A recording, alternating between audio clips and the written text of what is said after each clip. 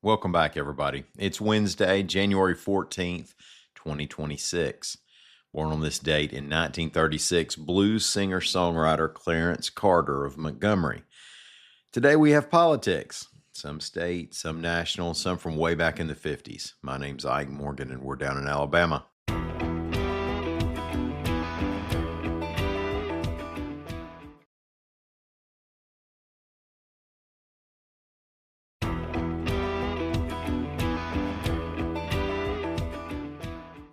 Alabama legislative session 2026 is underway. It's an election year, so the conventional wisdom is that we'll see a quick and tidy session. Gavel in, gavel out. Don't do anything to tick off any voters. Sine die and hit the campaign trail. Then again, every Greg Maddux changeup started 6 inches off the plate, so we'll just have to see. But lawmakers certainly gavelled in and out quickly on Tuesday. AL.com's Mike Kaysen reports that the House met for only half an hour. Later, Governor Ivey gave her ninth and final State of the State address. Now, I think she might have enjoyed this one the most. She reflected on her time in office and claimed that she and others in the room haven't aged a day, punctuated by Right Jabbo, directed at 89-year-old State Senator Jabbo Wagner. She called on President Trump to invite famed lawn man Rodney Smith to cut the grass of the White House. She even called Senate Minority Leader Bobby Singleton her brother from another mother. As for her legislative priorities, it was no surprise that Ivey leaned into education. She spoke of strides the state schools have made. She called for more spending on K-12 safety, more money for the Choose Act, a bill assuring that Choose Act students could play sports without sitting out a year, and a 2% raise for teachers, education employees, and state workers. In the House Democratic Caucus response to Ivey's speech, State Representative Adeline Clark of Mobile said, quote, "The state of the state is unaffordable," reports AL.com's Patrick Darrington. She blamed Republicans for allowing the overtime tax exemption to sunset last year and criticized the Choose Act for using public dollars on private education.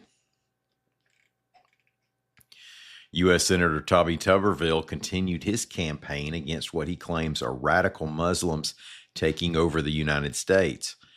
In a speech from the Senate floor, Tuberville acknowledged there are Muslims who love the country and assimilate into American culture, but he warned, quote, "If we don't do something to stop this Islamic takeover of our country, we will soon be called the United Caliphate of America. That means Christians, Jews, and anyone else who doesn't convert to Islam will be prosecuted and persecuted. It'll be acceptable for young girls and women to be raped, and Islamic terrorism and violence will become the norm," end quote. Tuberville criticized officials in Minnesota amid social services scandals there, including the alleged pandemic meal program fraud that, as reported by CNN and others, has led to the arrest of dozens of people, most of them Somali. He said the Trump administration has been working to save the country with mass deportations and travel bans. During his speech, Tuberville also criticized New York officials, the radical left, globalists, the deep state, and the mainstream media. Tuberville is the odds-on favorite in this year's race for Alabama governor. And the woman who, at 15 years old, was arrested after she refused to move to the back of a bus months before Rosa Parks did the same thing, has passed away, reports AL.com's Patrick Darrington.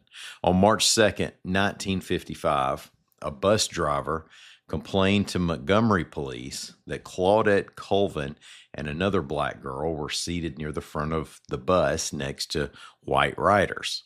When confronted, the other girl moved to the back, but Colvin refused. She was charged with violating a segregation ordinance and assaulting a police officer. It was 9 months later when Parks would perform the same act of civil disobedience. Civil rights leaders chose to use the case of the adult Parks rather than Colvin, who was only 15, poorer, and, not long after her arrest, pregnant. Parks was more politically savvy and perhaps able to garner more sympathy. Colvin would move to New York for years and worked as a seamstress there. She was never told that her probation had ended, so she and her family were scared she might be arrested again. Her record was finally expunged in 2021 in the same court where she had been charged 66 years earlier. The Claudette Colvin Legacy Foundation announced her passing. Claudette Colvin was 86 years old. Thank y'all so much for listening to us. We're going to be back here again in the morning. Till then, y'all come see what we're doing anytime you can. We're on the World Wide Web at al.com.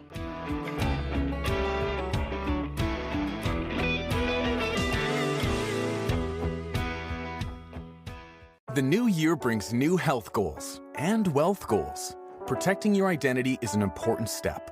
Your info is in endless places that could expose you to identity theft, leading to lost funds. LifeLock monitors millions of data points per second. If your identity is stolen, our restoration specialists will fix it, guaranteed, or your money back. Resolve to make identity health and wealth part of your New Year's goals with LifeLock. Save up to 40% your first year. Visit lifelock.com/podcast. Terms apply.